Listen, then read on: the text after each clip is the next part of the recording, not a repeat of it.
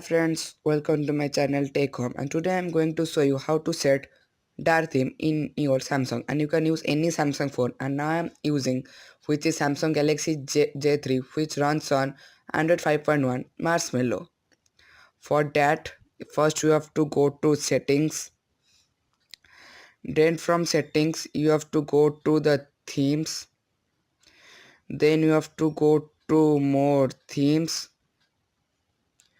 then you have to go more, then search, and then search material black. Then by searching you have to select the second option, the menu material black. You have to choose this. Then some this like will come, and I have already applied, and I am going to show you some of its awesome features.